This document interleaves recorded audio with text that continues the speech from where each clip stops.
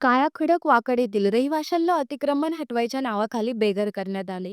14 जुलै रोजी महापालिकेच्या गेटवर आंदोलन करणाऱ्या नागरिकांवर 16 जुलै रोजी पहाटेपासून कारवाई सुरू झाली. आयुक्त शेखर सिंह यांनी ही कारवाई बिल्डरच्या दबावाखाली केल्याचा आरोप नागरिकांनी केला आहे. उपायुक्त अण्णा बडोडे यांनी पर्यायी घर देण्यात आल्याचा दावा केला असला तरी रहिवाशांनी ती फेटाळली आहे. आम्हाला पक्के घर नव्हते तर पत्र्याचे शेड दिले, अशी तक्रार त्यांनी केली. 40 ते 50 वर्षापासून येथे वास्तव्यात असलेले हे नागरिक सध्या पावसात बेघर झाले आहेत. कारवाईसाठी 10 जेसीबी, 1 पोकलेन, 10 डंपर आणि 200 पोलीस तैनात होते. हे आज आपण काळाखडक पापड या पदामध्ये आहोत.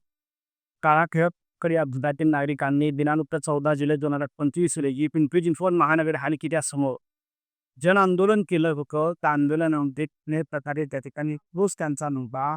परंतु पिंपरी चिंचवड महानगरपालिकेने एवढ्या तडकाफडकी या वाकड भागातील काळाखडक येथील नागरिकांचे बरं या ठिकाणी अतिक्रमण विभागाने या ठिकाणी हटवलेले आपल्याला पाहायला मिळत आहेत. आज ही कारवाई सकाळी पहाटेपासून ही कारवाई चालू आहे. या ठिकाणी जवळपास 10 जेसीबी, 10 डंपर आणि 1 पेन 200 पोलीस या ठिकाणी तैनात केलेला आहे. त्यांचे कर्मचारी 200 आहेत. या ठिकाणी स्पॉन्सर सुद्धा आहे, या ठिकाणी त्यांनी बोलवलेले आहेत. कुठलाही अनुचित प्रकार घडू नये म्हणून या ठिकाणी त्यांनी ही व्यवस्था केलेली आहे. आम्ही अतिक्रमण विभागाचे अधिकारी यांच्याशी सुद्धा आपण जाणून घेण्याचा आपण प्रयत्न केलेला आहे. त्यांनी सांगितलेलं आहे अनुचित प्रकार घडू नये म्हणून आम्ही या ठिकाणी हे 200 पोलीस आणि फोर्स या ठिकाणी आम्ही उभी केलेली आहे. इथल्या राहणाऱ्या लोकांची व्यवस्था आम्ही या ठिकाणी जवळच या ठिकाणी केलेली आहे असे ते सांगत होते. आपण पाहू शकता कशा प्रकारे या ठिकाणी राहते घर पावसाळ्यामध्ये उद्ध्वस्त केल्याचे आपल्याला पाहायला मिळत आहे. आपण इथल्या लोकांचं सुद्धा आपण मत काय आहे आपण जाणून घेणार आहोत. दिनांक 14 जुलै 2025 रोजी जे जन आंदोलन पिंपरी चिंचवड महानगरपालिकेच्या समोर झालं, येथील आंदोलक या ठिकाणी आहेत. यांचं सुद्धा घर या ठिकाणी पडलेलं आहे. आपण जाणून घेऊयात. दादा, काय सांगाल, तुमचं घर आज पाडलंय पिंपरी चिंचवड महानगरपालिकेनं? त्या आम्हीच 14 तारखेला आंदोलन केलं होतं. आयुक्त अण्णा बोदरे आणि बांबरे पैशाची चर्चा आहे. आणि त्यांनी आम्हाला सांगितलं होतं की 3 महिन्याची मुदत देतो म्हणून. 3 महिन्याची मुदत तुमचं पार्टनर 3 महिन्याची मिळत पण. आणि काल अचानक सांगितलं नाही नाही, तुम्ही आणि कारवाई करणार नाही. काल मी स्वतः अशीच शेखरसिंह परदेशी साहेबांकडे भेट गेलतो. त्यांना विनंती केली, अर्ज दिला होता शेखरसिंह साहेबांना. आजच्या इंदिरा नशीब पेपर दाखवले. त्यांना ग्रामपंचायतचा टॅक्स पावती दाखवला, 7/12 दाखवले, आपल्याचे उत्तर दाखवले. त्यांनी सांगितलं की तुमको आता जावं म्हणून. रात्री 5 वाजेपर्यंत शेखरसिंह साहेबांकडे पैकल चालू होती. मग तुमची काय पर्यायी व्यवस्था केली आहे का त्यांनी? अजून तरी काय त्यांनी सांगतात की ते बिल्डर ट्रान्झॅक्शन त्या पोराला द्यायला तिकडे जा म्हणून सांगतात. आणि आमची स्वतः अजून व्यवस्था केलेली आहे. मग ही पिंपरी चिंचवड महानगरपालिकेच्या अधिकाऱ्यांवर बिल्डरची काही बळजबरी असेल का? ते सांगता येत नाही, तर मी कसं सांगू? आता सरळ दिसतं ना, बिल्डरचं कारस्थानच आहे ना. तुम्ही त्या दिवशी आंदोलन केलं त्या ठिकाणी, त्यावेळेला त्यांनी काय आपल्याला सांगितलं होतं? आम्हाला सांगितलं ते अण्णा बोदरे उपायुक्त त्यांनी सांगितलं 3 महिने तुम्हाला मुदत देतो. अजून 3 महिने जो नाही कारवाई करणार ना. तुमच्या घरामध्ये किती सदस्य आहेत? माझ्या घरामध्ये 6 सदस्य आहे.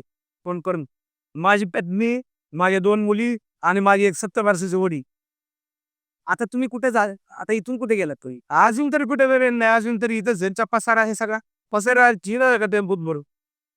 तुम्हाला काल नोटीस वगैरे काय नाही दिली का? ते ना आज खाली करा नाही नोटीस, काल त्याची आधी दिली ती नोटीस, तीच नोटीस किती वाजता आली हे कारवाई करायला? जे सकाळी आज 6 वाजता झाली. नाही, आता पुढे काय करणार? आम्ही आता सगळ्या वापस बंद झालं, आता करणार काय? शेखर सिंह साहेबांनी सांगितलं की तुम्ही कोर्टात जा म्हणून सांगितले. कोर्टात जा म्हणलं त्यांना. आम्ही सुप्रीम कोर्टाचे जे उत्तर प्रदेशमध्ये सुप्रीम कोर्ट का आदेश आहे कोर्टाने दाखवा त्यांना. त्यांना तो आदेश न दाखवला सुप्रीम कोर्ट किती वर्षापासून राहिला होता पण इथं? 40-45 वर्ष झालं. आंदोलनामध्ये सहभागी असलेले आंदोलक आहेत. या घरामध्ये यांचं सुद्धा घर या ठिकाणी पिंपरी चिंचवड महानगरपालिकेने पाडलेलं आहे. ऐन पावसाळ्यामध्ये लहान मुलं, वयोवृद्ध सर्व व्यक्तींना घेऊन या कर्त्या पुरुषाने कुठे धाव घ्यावा हेही पाहणं आपल्याला तितकंच महत्वाचं आहे. पिंपरी चिंचवड महानगरपालिकेच्या आयुक्तांना यांच्यावरती दया आलेली नसून बिल्डरच्या प्रेमापुटी आजचं हे अतिक्रमण झाल्याचं आपल्याला दिसून. 45 मीटरचा डीपी आरक्षित रस्ता आहे आणि या 45 मीटरच्या विकास आराखड्यातील आरक्षणावर ह्या झोपड्या काळाकडक वस्तीच्या काही वसलेल्या होत्या. त्या 96 झोपड्या आणि काही त्याच्यामध्ये दुकानं होती. आपण त्यांना महानगरपालिकेच्या झोपडपट्टी निर्मूलन आणि पुनर्वसन विभागाच्या वतीने यापूर्वीच नोटिसेस देण्यात आल्या त्या आणि शहरातील रस्ते रुंद आणि वाहतुकीला सुरळीत करण्यासाठी माननीय महापालिका आयुक्त शेखर सिंग साहेब यांनी निर्देश दिल्यानंतर त्यांच्या मार्गदर्शनाखाली आणि प्रत्यक्ष आज प्रदीप जांभळे पाटील, शहर अभियंता मकरंद निकम, बापूसाहेब गायकवाड, मनोज लोणकर आणि क्षेत्रीय अधिकारी आमचे अमित पंडित, त्याचबरोबर किशोर ननावरे, हे सर्व टीम, पोलीस उपायुक्त विशाल गायकवाड आहेत, त्याचबरोबर सन्माननीय सर्व पोलीस अधिकारी यांनी मिळून हा रस्ता रुंदीकरणात जे बाधित होणारे झोपडीधारक होते, या सर्वांची पर्यायी व्यवस्था केल्यानंतर आपण आज ते डिमॉलिशनची ही कारवाई केलेली आहे. त्यामुळे हा रस्ता आता मोकळा श्वास घेईल आणि काही दिवसांमध्ये या रस्त्याचं कामकाज पण लगेच सुरू होणार आहे.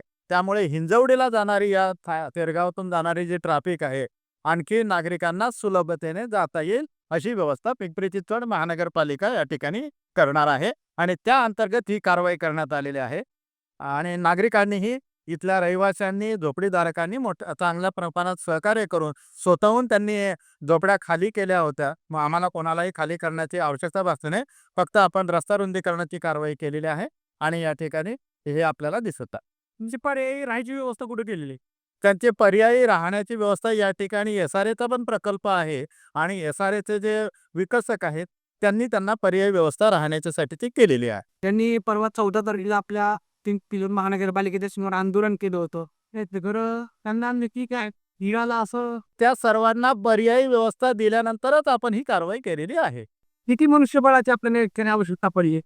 साधारणतः आमच्या 8 JCB, 1 पोकलँड, त्याचबरोबर 200 कर्मचाऱ्यांचा स्टाफ आणि पोलीस कर्मचारी 250 अशा प्रकारची संपूर्ण यंत्रणा होती आणि कोणताही म्हणजे सर्वांना व्यवस्थितपणे आपण शिफ्टिंग करण्याची आणि नागरिकांना या ठिकाणी संधी दिल्यानंतरच आज ह्या जे अतिक्रमणाची निष्कासनाची कारवाई ती करण्यात आलेली आहे. रस्ता रुंदीकरण तातडीनं करण्यात येत आहे. आपण म्हणतोय की त्यांच्या मर्जीप्रमाणे आम्ही सगळ्या गोष्टी केलेल्या आहेत, म्हणजे त्या नागरिकांची व्यवस्था केलेली आहे. एवढ्या मनुष्यबळाची आवश्यकता पडलीच का आपल्यावर? नाही, तो आपला नियोजनाचा भाग असतो. त्यामुळे तो हे नाही, नियोजनाचा भाग असतो. सगळ्या विभागाचे अधिकारी कर्मचारी मिळून ते असतात. म्हणजे MSF आहेत, अधिकारी आहेत, मजूर आहेत. म्हणजे या नागरिकांचं काही सामान असेल तर ते हटवण्यासाठी, उचलण्यासाठी मजुरांची आवश्यकता असते. हे सगळे मिळून हे असते. विभागानं काय तुम्हाला पर्यायी व्यवस्था केली आहे का? हा पत्र शेड केले आणि जरा भाड्याने जायचं ते बघ देणार आहे. होय. भाडं द्या. किती पैसे देणार असं सांगितलं त्यांनी? एका रूमचं 5,000 रुपये. एका रूमचे 5,000. मग तुम्ही कुठे जायचं ठरवलं? पत्र्याच्या शेडमध्ये का भाडं? आहे मी भाड्याने. बरं, ही कारवाई किती वाजता आली होती कारवाईला? सकाळी साधारण 7, 7:30, 8 वाजता. याची रात्री कल्पना होती का तुम्हाला? कल्पना नव्हती का तुम्हाला याची? काय होतं नाही, माणसे रात्री रोड मध्ये थांबले. ऐकू घ्या, झोपाचे झोपले, लोडा बघतात सगळे इथे थांबले. आता बोललो आता काय सांग, आता काय सांग. तुमचं सामान कसं, होय मावशी, तुमचं सामान कसं शिफ्ट केलं इकडे? कधी केलं तुम्ही? आम्ही रात्री शिफ्ट केलं सामान. परत दुसऱ्या मोकळ्या घरामध्ये. तर तुम्हाला दुसरे घर देतो म्हणले का त्यांनी, का फक्त पुत्र्याचे हे करून? पंधराची शेड आणि ज्याला भाड्याने जायचंय त्याने भाड्याने जावं. आता तुम्ही कायम पत्र्याच्या शेड मध्ये राहणार का?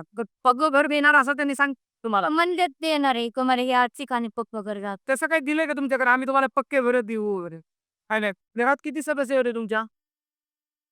तर मुली यावंच त्यांचे लग्न झाले आम्ही तिघच होत. तुम्ही कधीपासून राहताय तुम्ही इथं? किती वर्ष झाली? 95 पासून.